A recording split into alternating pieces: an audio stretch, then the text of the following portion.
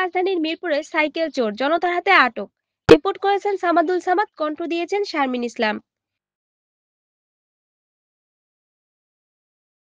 Cycle একজন মানুষের খেটে খাওয়া বাহন। গরিব বাবা তার সন্তানের আবদার করলে ইনকাম করার কিছু অর্থ দিয়ে পছন্দের সাইকেল কিনে দেন। কারো ভালোবাসার উপহারও বটে। কিন্তু অনেক সুরক্ষার পর বাসা থেকে চুরি করে নিয়ে যাচ্ছে চোরের দল।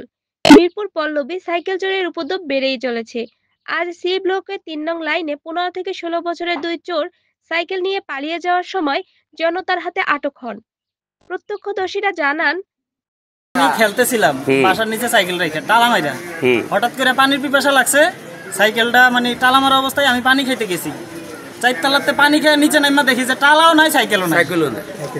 মুহূর্তের মধ্যে মানে ৩ থেকে ৪ মিনিট সময় মানে টালাও নাই সাইকেলও নাই, মানে টালা কাটাও নাই, ওই অবস্থায় নিয়ে গেছে।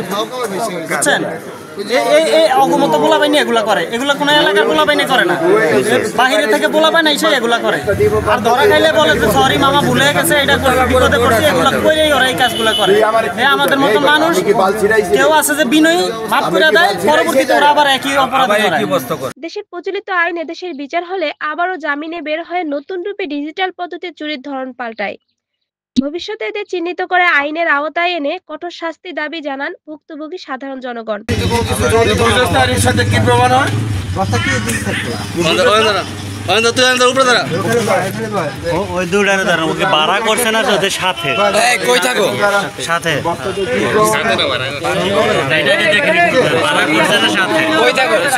ভিডিও ভালো লেগে থাকলে অবশ্যই লাইক, কমেন্ট ও সাবস্ক্রাইব করে ১২ মাস টেলিভিশনের সাথে থাকুন।